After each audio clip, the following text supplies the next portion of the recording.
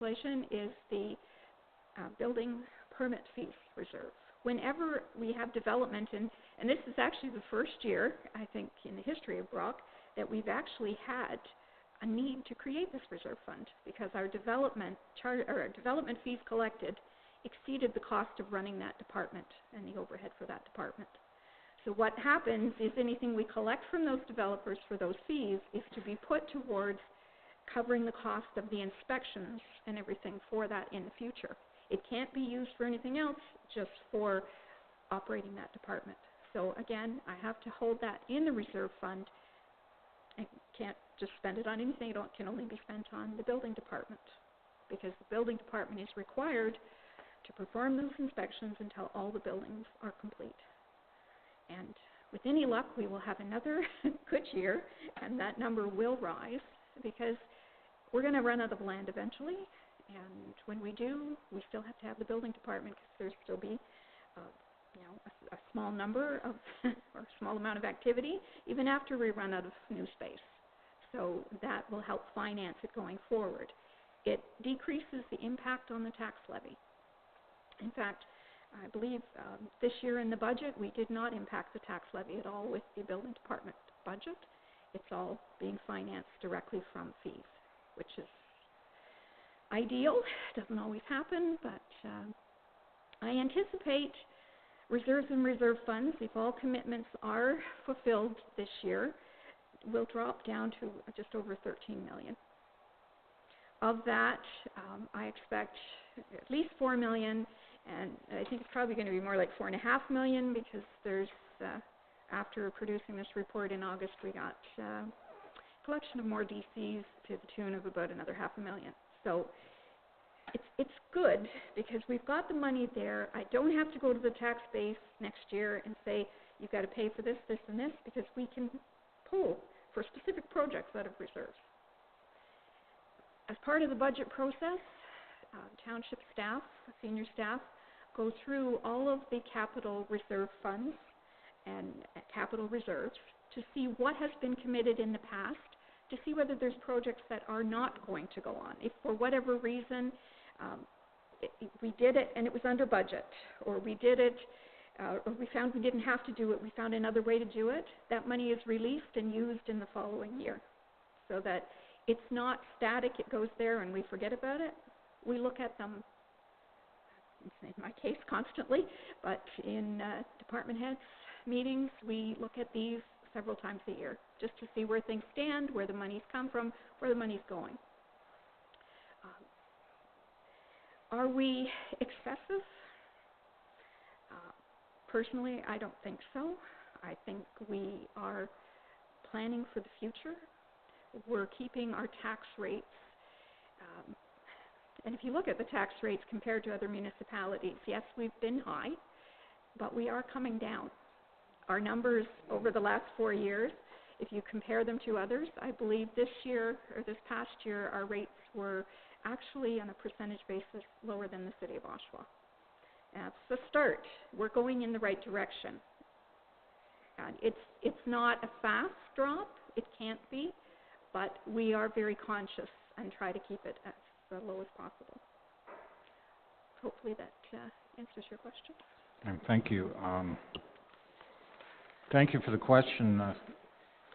Did you want to talk? Yes, go ahead.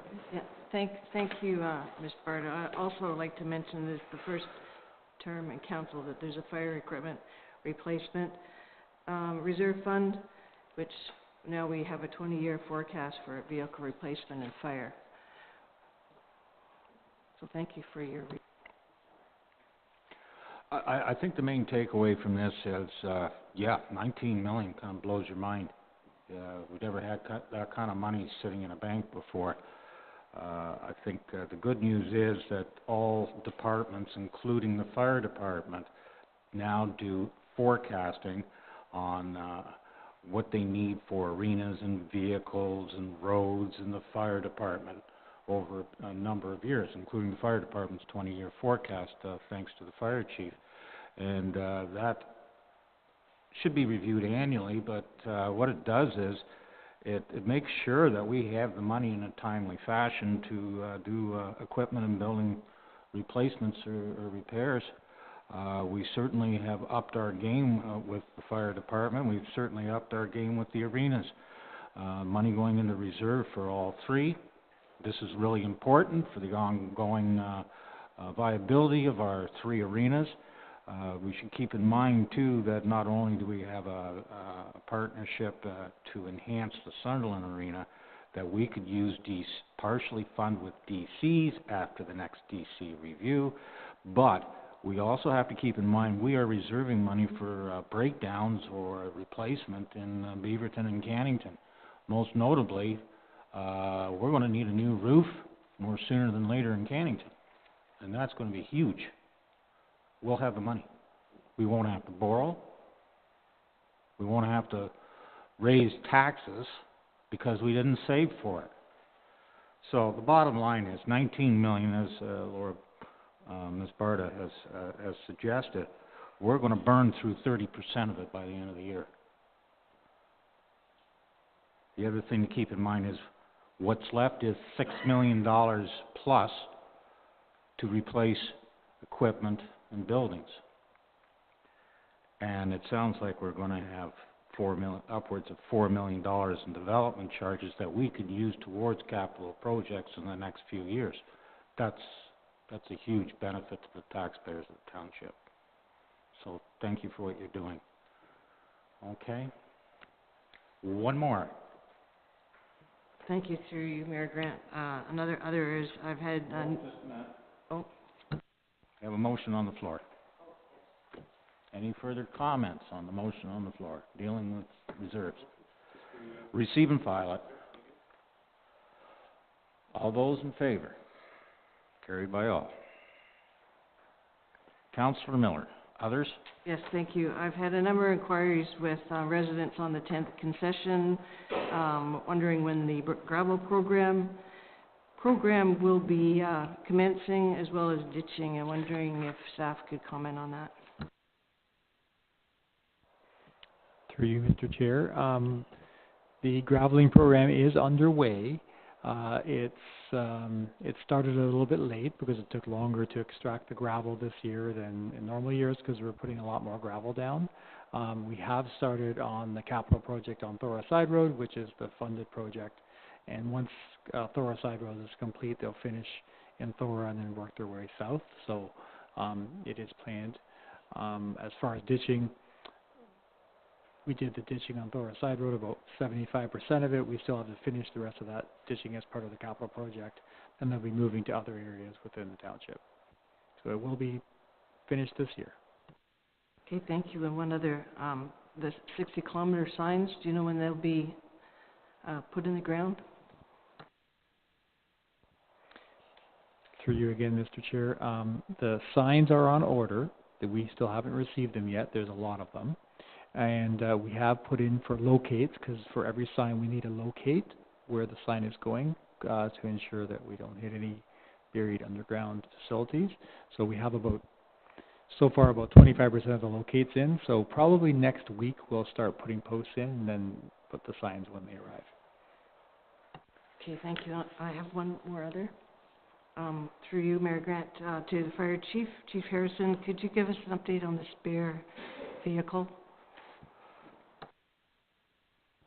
Through you, Mr. Mayor.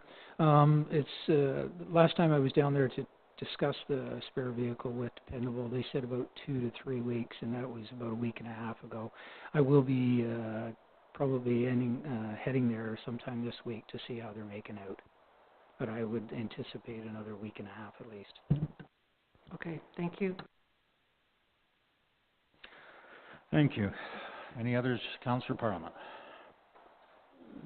Thank you, Mayor Grant. Believe it or not, there's a few things going on in Ward 3, quiet things, but I was asked by Brock Big Bite Organizing Committee to pass on thanks to park staff and work staff for all their extras on the weekend.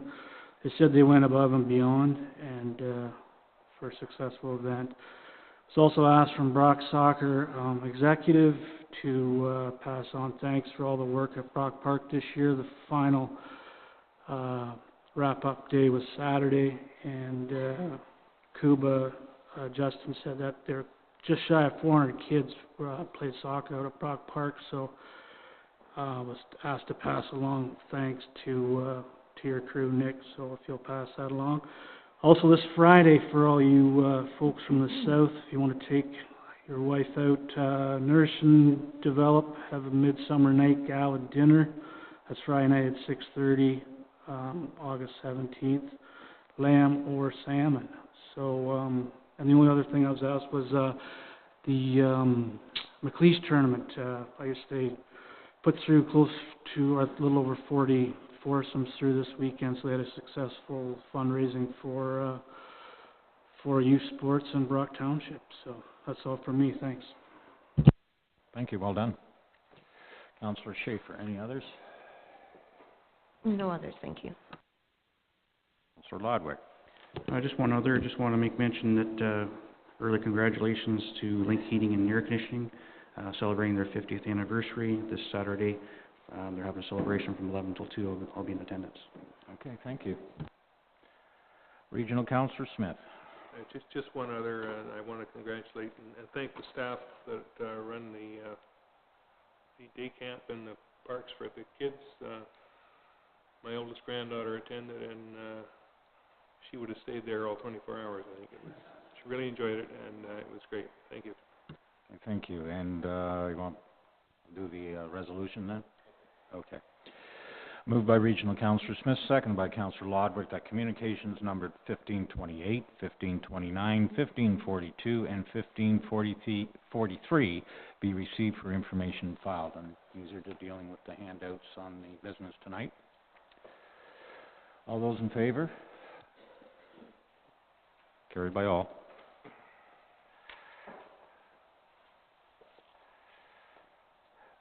Does staff have any others?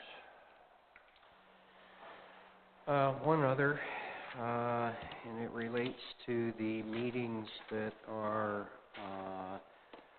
scheduled for October 15th, which is 1 week prior to Election Day. We have scheduled the Planning Committee, Protection to Persons and Property, and Administration and Personnel Committee. I would like to suggest to the Council that we move those meetings to October 1st, which would be the first Council meeting in October, and that there be no meetings held on October 15th. The reason for it, quite simply, is we are going to be pretty tapped in the Clerk's Department with election preparation. We are presently dealing in developing a contingency plan in the event that there is a postal disruption, which will require some adjustments to be made to facilitate the return of ballots during that time. And so just not having the committee meeting on that date would be of assistance to us. So if there's no objection, we'll just reschedule those committee meetings to the 1st.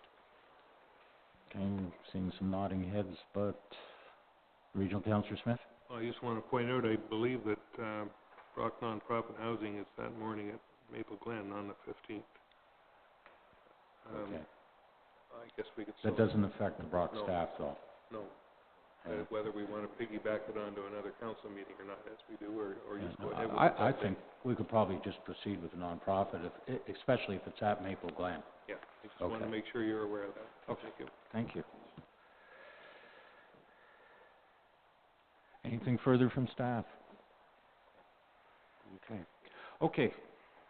This is the part where members in attendance, if they wish, can ask a question, just a minute, let me explain the rules.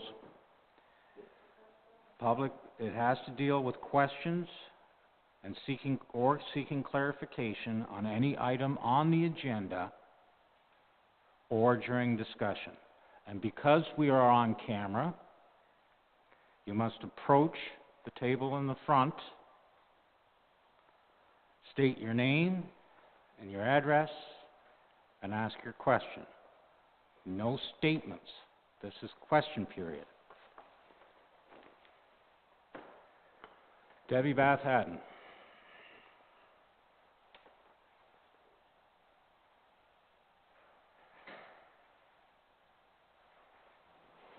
Thank you for acknowledging me, and thank you, members of council, for being here this evening. I have a couple items. First is good nature only. Well, they all are good nature only. Your communication number 1269 in regards to the 150 farm families plaque. And I was really hoping that when Councillor Smith was holding that plaque, someone sitting here would have acknowledged that one of the members of the 150 farm families was the third mayor of Brock Township. So since that wasn't brought up, and since we are now recorded here, I would like to point out to members of the audience that Don Haddon's family has farmed in Brock Township for 5 generations, and as your previous mayor is on that plaque. My concern this evening is obviously the same, Mayor Grant, as everyone else in this room. So I only have two small questions, John. This one is directed towards yourself and the CAO, and I'm curious if you're aware that the Caitlin Corporation is in the midst of a negotiation with the Ministry of the Environment to extend the capacity in the current lagoon system in Sunderland to allow for another 30 to 60 homes to be built.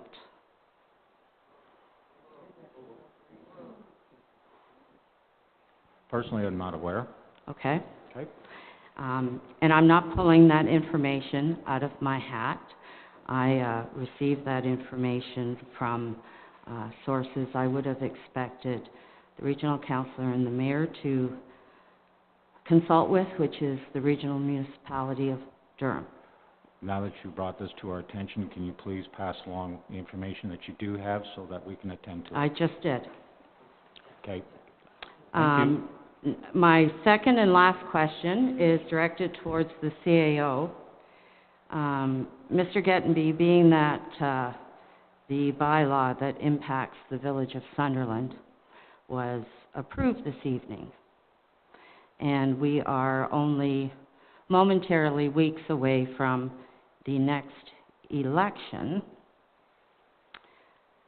is it possible that the future council can revisit or rescind that bylaw?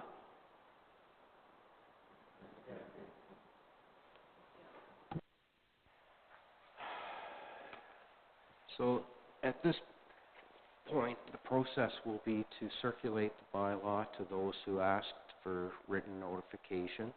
There will be an appeal period, a 20-day appeal period. So assuming there are no appeals, the bylaw comes into effect.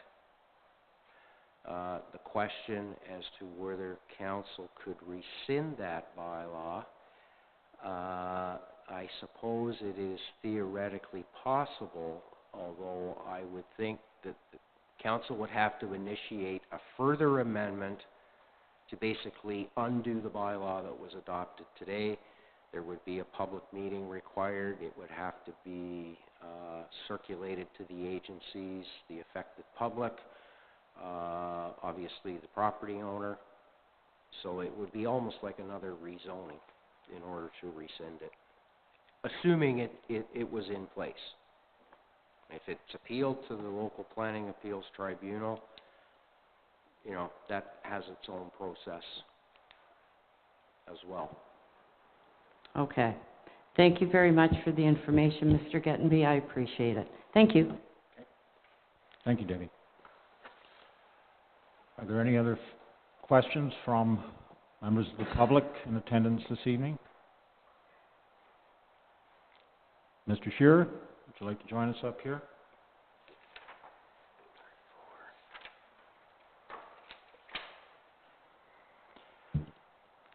Again, just a reminder, it's framed as a question, and it deals with subject matter on the agenda. If you could use the microphone and identify yourself and your address, please. Yeah, Charles Shearer, 24 Don Hayden Crescent.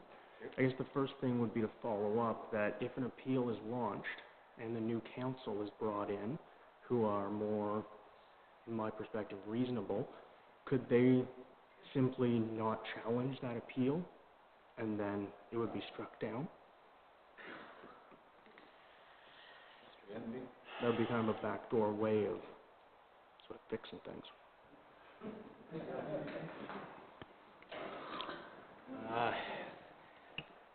That's a tricky question. I'm not sure how I would answer that.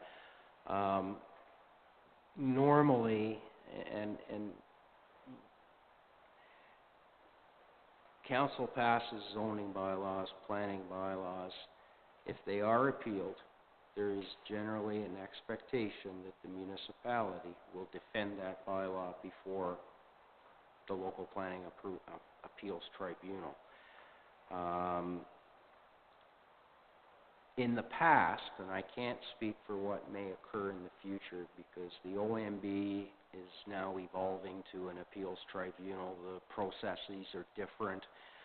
But in the past, if a municipality has not represented itself before a board hearing, the board has generally had a pretty dim view of the municipality. As to, what may or may not happen with a new council, I can't even predict that. And the other issue is also the timing.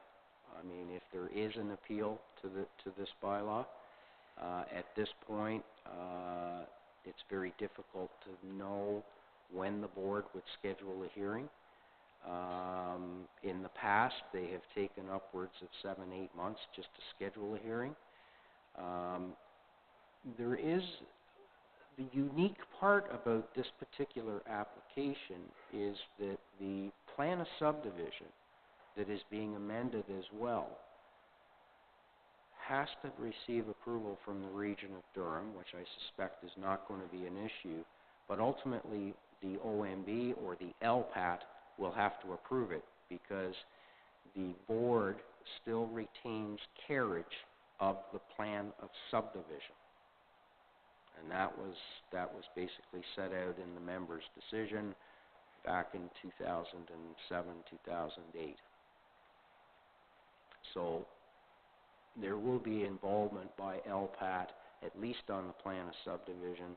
If there is an appeal of this zoning bylaw, then obviously LPAT will be involved. Complicated. Anything further?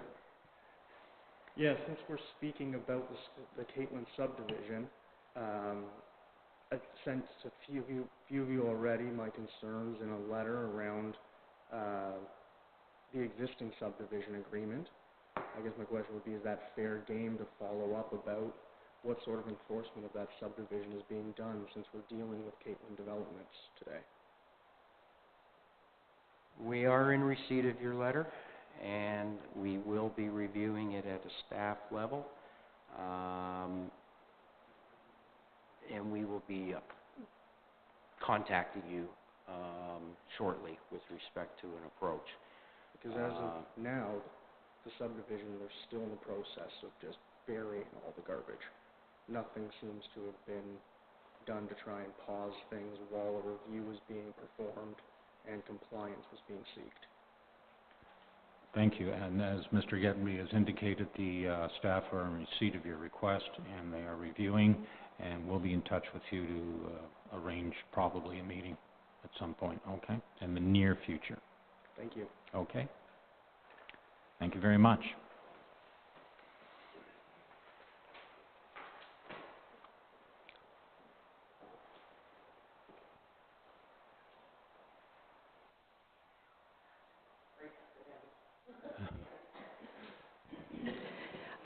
J. Urema Weaver.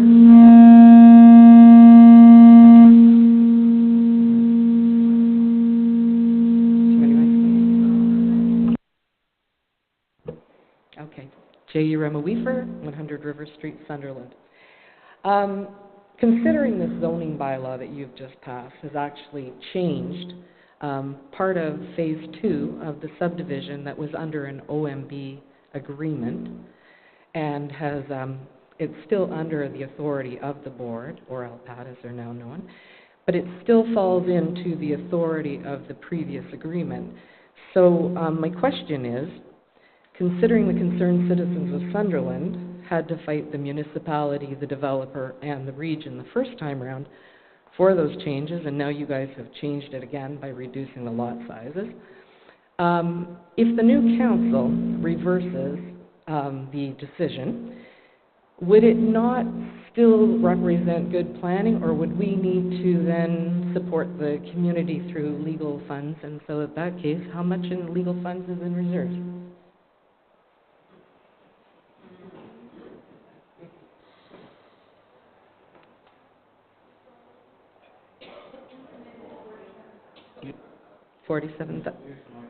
Yes, yeah, thank you. Sorry, uncommitted, 47,000. Okay. And how much of that reserve can be used for legal fees? Can it be increased upon approval of council? It can all be used for legal fees because it is specifically designated for legal fees, specifically unanticipated legal fees. Council in the 2019 budget has the option of adding more to that reserve if required. Okay. Thank you. Thank you very much. Kriya?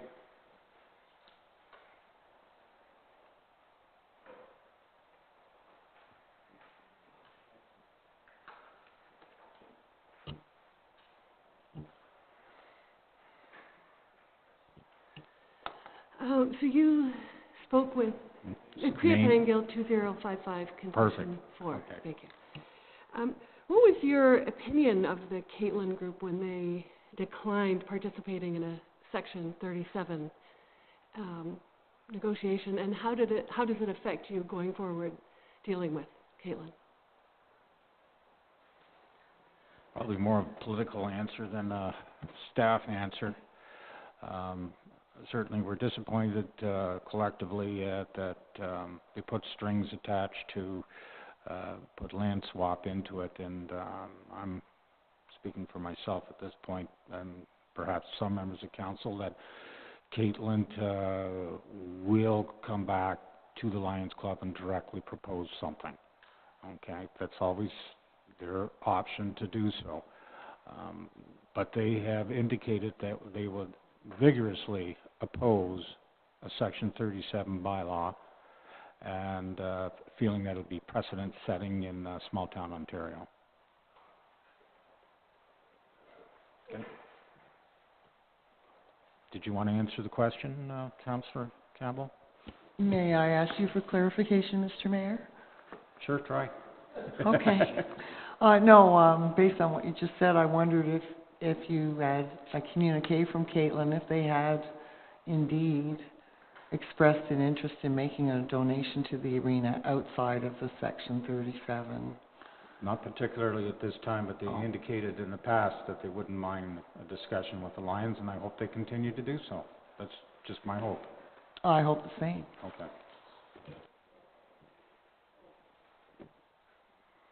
Okay. Any further questions? If not, thank you very much, everybody. This is, at this point, we do the confirming bylaw of the proceedings of the meeting this evening. First reading, moved by Regional Councillor Smith, second by Councillor Miller, that a bylaw to confirm the proceedings of the Council of the Corporation of the Township of Brock at its meeting held on August 13, 2018, be received and read a first time. All those in favor? Carried.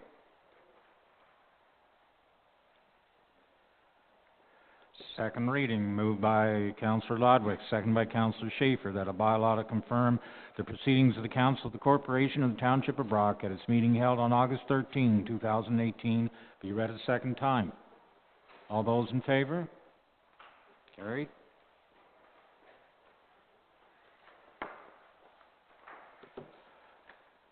Third reading, Moved by Councillor Parliament, second by Councillor Campbell, that a bylaw to confirm the proceedings of the Council of the Corporation of the Township of Brock at its meeting held August 13, 2018, be read a third time, passed in number 2806-2018-AP, and that the said bylaw be signed by the Mayor and Clerk, sealed with the seal of the Corporation, and be engrossed in the bylaw book. All those in favor? Carried. Councillor Lodwick, seconded by Regional Councillor Smith. All those in favor? Thank you. We stand adjourned. Thanks very much, everybody.